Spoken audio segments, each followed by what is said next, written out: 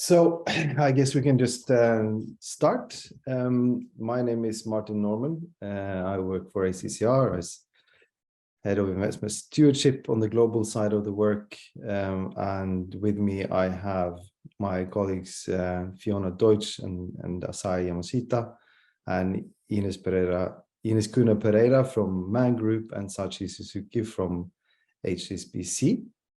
We are going to talk you through some of the main points in regards to our proposals at the J-Power AGM, and we'll cover the main points over the next half an hour or so. This webinar is recorded, but there will be a Q&A session in the end that will not be recorded.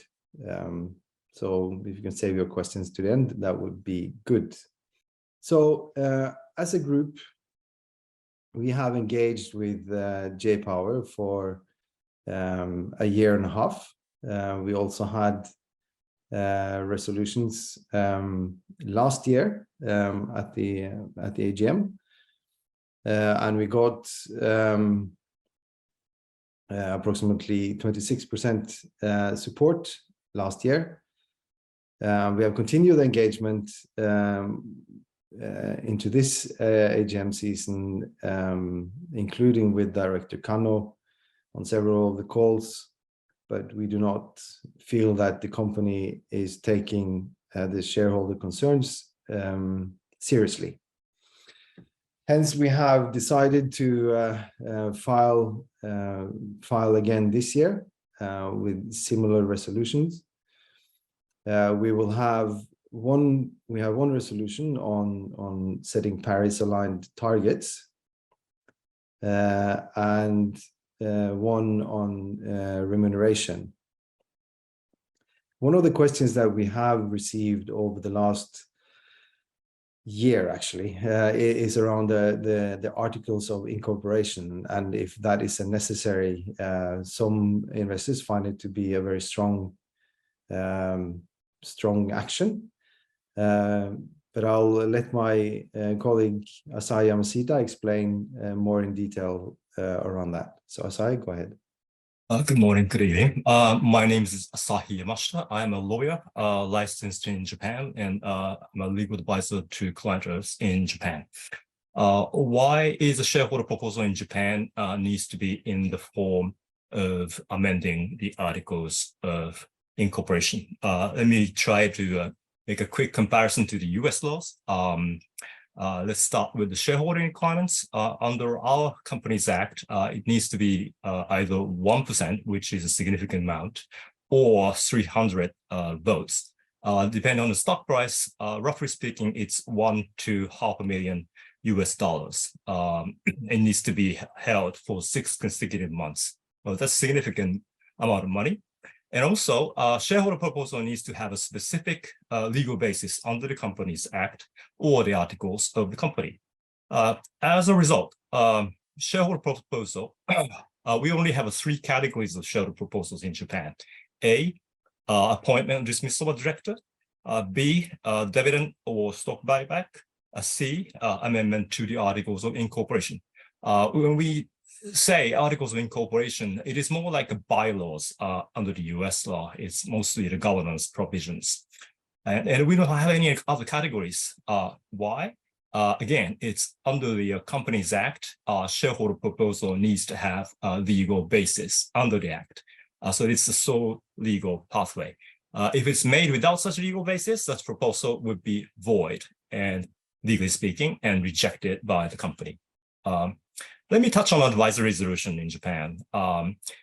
Do we have it? Yes, it exists, but as a de facto practice tabled by the company in hostile takeover situations.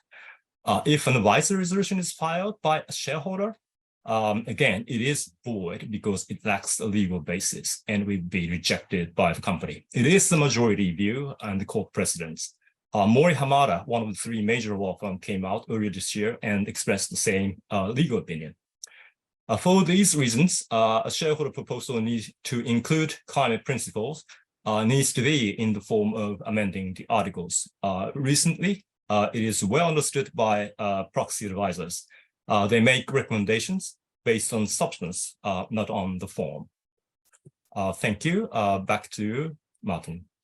Thank you, Asahi. And now I'll pass it over to my colleague Fiona Deutsch, who will go into more details about Japan and J-Power's footprint and analysis. Go ahead, Fiona. Thank you, Martin. Hi, everyone. My name is Fiona Deutsch. I'm a company analyst at ACCR, and I will speak to J-Power's decarbonisation strategies. Now, before we delve into specifics, let's establish our foundation by talking about the concept of a carbon budget. Now, the Intergovernmental Panel on Climate Change, the IPCC, has estimated that to limit global warming to 1.5 degrees Celsius, the remaining global carbon budget stands at around 380 gigatons of carbon dioxide. Now, given the current rate of global emissions, this budget could be depleted within the next decade. So that necessitates immediate action by companies such as J-Power, not just tomorrow, but today. Every company should be accountable to their own carbon budget, and by striving to limit global warming to 1.5 degrees, we greatly diminish the risks and impacts of climate change, including extreme weather events, loss of ecosystems, as well as the financial risks, including stranded assets, regulatory penalties, and reduced profitability. Now let's look at Japan's climate commitments. Japan, as a part of its nationally determined contribution, has pledged to reduce emissions by 46% by the year 2030, and that's from a 2013 baseline. Now, while this may seem ambitious at first glance, it's important to contrast this target with those suggested by climate science and global equity considerations. The IEA net zero emissions pathway suggests a much higher reduction, 61% by 2030.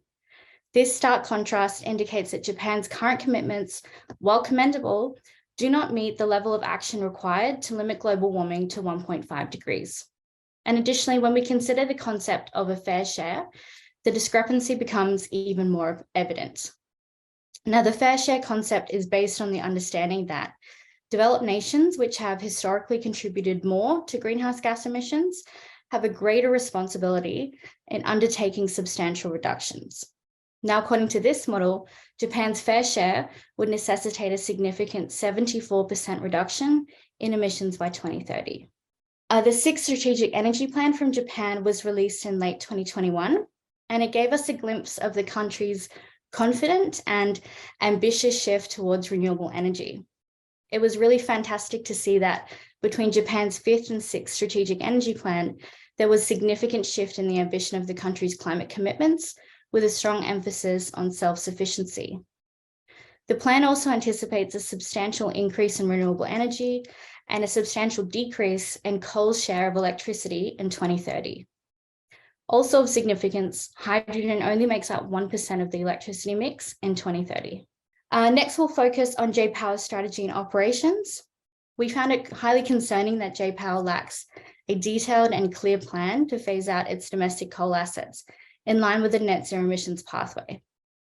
The company plans to operate coal-fired power plants until 2050 without any concrete commitments to phase out unabated coal generation. And this strategy could potentially risk stranding assets worth US $2.5 billion under a net zero emissions by 2050 scenario. Looking now at J-Power's climate targets, in May this year, J-Power's 2023 medium-term management plan was introduced with an updated emissions reduction target for 2030, in line with the Japanese government's 2013 baseline year. Now, this resulted in a new baseline of 48.77 million tonnes of carbon dioxide, up from the previous 46.6 million tonnes. And consequently, the 2030 target for emissions reduction was revised upwards from 40% to 44% and further to 46%. However, this seemingly ambitious commitment represents only an additional reduction of 1.3 million tonnes, suggesting that from an investor's standpoint, this revised goal is more about shifting the baseline and does not denote a significant enhancement of efforts towards reducing emissions. J-Power's emissions reduction targets are set at 19% by 2025 and 46% by 2030 from a 2013 baseline. However, this still falls short of the Paris Agreement's goals. In addition, J-Power's emission targets are focused on its domestic electric power business and do not consider the considerable scope of the company's overseas operations. J-Power's disclosed emissions data also does not encompass all group subsidiaries, including those involved in transmission and electricity-related sectors. So as a result, comprehensively understanding and tracking the group's total emission poses significant challenges. So for J-Power to fully conform to a 1.5 degree net zero emissions pathway for the electricity generation, specifically from coal, emissions should be curtailed by at least 49% by 2025 and 81% by 2030. Science-based sectoral decarbonisation trajectories, which the investment community have embraced, underline that electric utilities in advanced economies like Japan should attain net zero emissions by 2035. Our forecast of J-Power's carbon budget utilisation has given us a concerning perspective. By 2025, we estimate that 96% of J-Power's carbon budget under the IEA net zero emissions pathway for coal-based electricity generation in an advanced economy will be used up if the company does not substantially change its current strategy and operations. This high consumption rate suggests that only 4% of the carbon budget is projected to remain post-2025.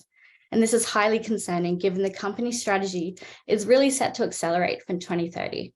The figure on the right shows us the relative emissions of J-Power, Japan's targets, and the IEA net zero scenario. J-Power is the red line, and we can see that J-Power is lagging behind both the IEA and Japan's NDCs. These statistics strongly emphasize the need for J-Power to expedite its carbon emissions reduction efforts and shift more rapidly towards sustainable and clean energy sources, as well as aligning with a 1.5 degree pathway. Turning now to J-Power's decarbonisation strategy, Blue Mission 2050. This has three main decarbonisation pillars, which we'll delve into. CO2-free power generation, which includes renewables, power network enhancement and stabilisation, and the retrofitting of coal-fired technologies. Now, despite a pressing need for clean energy, J-Power remains over-reliant on coal and presents an underwhelming renewable energy target of merely 1,500 megawatts by 2025. That represents a meager 15% growth. In comparison, Japan's 2021 Strategic Energy Plan considers an ambitious 100 to 113% growth in renewables between 2019 and 2030. Additionally, J-Power's post-2025 plan lack any quantifiable targets, really casting doubt on the company's commitment to renewable energy. We move now to a crucial element of Japan's energy transition, which is power network stabilization and enhancement. And this is a really pivotal part of Japan's energy transition, especially considering the country's history of regional monopolies limiting power sharing across the regions. Within J-Power's Blue Mission 2050 strategy, the company acknowledges this, indicating that a robust infrastructure is essential for optimizing renewable energy use. However, the strategy is less clear on the actions the company plans to take, raising questions about J-Power's commitment to decarbonisation. Now, this is a significant barrier to increasing renewables in Japan, and investors should fully consider this lack of clarity, which could indicate future challenges, especially in an investment environment increasingly valuing clean energy. The third pillar of J-Power's Blue Mission 2050 strategy places significant emphasis on the protracted use of coal, as well as an over-reliance on methods that are not yet proven to be environmentally or economically sustainable. This includes plans to co-fire with coal, with hydrogen and ammonia produced through the gasification of brown coal, which is amongst the dirtiest forms of coal. The company also plans to retrofit its plants with carbon capture and storage. However, this technology is yet to be proven to reduce emissions at scale.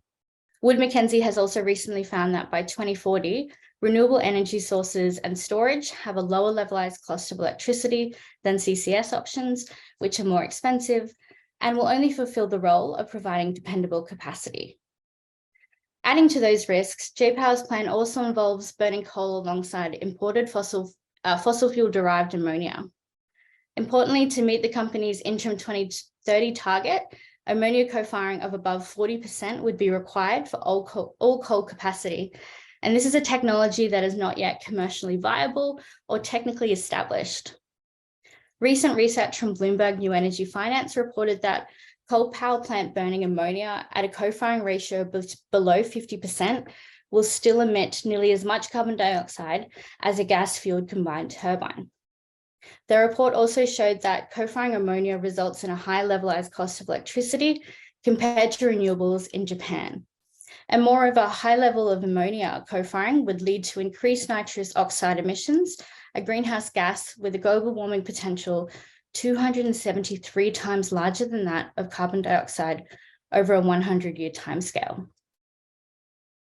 So in summary, there are 3 key points I'd like to emphasize regarding J-Power's decarbonisation strategy. Firstly, J-Power is well behind the IEA net zero scenario and is also significantly lagging behind Japan's own climate targets. By 2030, we expect the company will have exhausted its carbon budget against a 1.5-degree pathway. Secondly, J-Power's reliance on unproven and potentially high-cost technologies, coupled with a lack of a clear plan to retire old coal assets, suggests that J-Power's decarbonisation strategy could carry significant financial risks.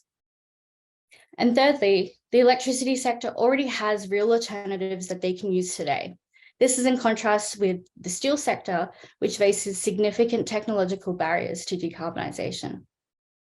We know that investors are placing increasing value on companies that demonstrate transparency in managing climate-related financial risks and show a committed alignment to a 1.5-degree pathway. We believe our resolutions to J-Power are consistent with appropriately pushing the company to properly mitigate future financial and climate risk while synchronizing with evolving investor expectations. And with that, I'll pass back to Martin to discuss remuneration. Thank you for your time. Thank you, Fiona. And I think my very short take is that it's too little, too late, and it poses significant risk to shareholder value. And then about REM, remuneration linkage and alignment, I'll pass it on to my colleague Sachi Suzuki. Thank you, Martin. Hi, everyone. I'm Sachi Suzuki from HSBC Asset Management. The second part of our proposal this year, similar to the last one, third one we filed last year about linking carbon emissions, climate effort targets with executive remuneration. And first off, we do welcome J-Power's commitments earlier this year to newly link executive pay to climate change, which was announced back in February. But we do still continue to have some concerns. The first point is that so the J-Power chose response to climate change as a metric, as one of many several valuation metrics linked to executive pay, rather than linking the pay to more focused and quantifiable climate metric. And the company increased the portion of performance-linked pay from current 10% to the maximum of 20%, which is again positive. But this 20% maximum portion includes all various different indicators, including more traditional financial metrics, as well as several other non-financial metrics on social and more community type metrics. So the impact of a climate related metric is likely to be very limited. And also important to highlight that not enough details have been disclosed at this stage. So as I mentioned, it's all we know at the moment is that the part of the 20%, maximum 20%, is linked to the climate related metric, but we don't know exactly how much of the total package is linked to the climate and how that's calculated and evaluated, etc. So lack of transparency is another concern. Given the impact of J-Power's business operations on climate change, we think that there should be more, the greater emphasis and the weight of climate-related metric in the total executive package. And again, with the transparency, and there are many aspects of this that need to be improved. This is why we decided to add this proposal in our resolution. Thank you. Back to Martin. Thank you, Sachi. And then our next point is, as a group, we have publicly stated that we will vote against Director Kano, and I'll leave it to Ines from Man Group to talk a little bit more about that. Thank you very much, Martin, and hello, everyone. My name is Ines Cunha Pereira, and I'm Stewardship Manager at Man Group. As Martin mentioned, I would like to talk a little bit about our intention to vote against Director Kano at J-Power's upcoming AGM in June. This vote represents an escalation of our engagement with the company and comes as a result of the insufficient response from the board that the material shareholder votes that our shareholder resolutions received at the 2022 AGM, and also the lack of confidence we have that the board is well equipped and understands the urgency of energy transition plan aligned with Paris. Why Director Kano? We decided to target Director Kano in particular because he's directly responsible for the company's decarbonisation plan, the Blue Mission 2050, which, as Fiona explained, we feel has a number of issues and is insufficient and not aligned with the goals of the Paris Agreement. We also met with Director Kano a number of times as part of our engagement with the company. And although we appreciate his availability, we feel that there is a leadership issue and that the opportunities and risks of climate change will not be appropriately addressed under his direction and guidance. And so it is our intention to take voting action and vote against Director Kano, which is one of the tools we have as shareholders and one we believe can send a strong message to the company about the need to improve and enhance their climate-related commitments. Thank you, and back to Martin. Thank you. And I guess this concludes our presentation, and we can stop the recording now.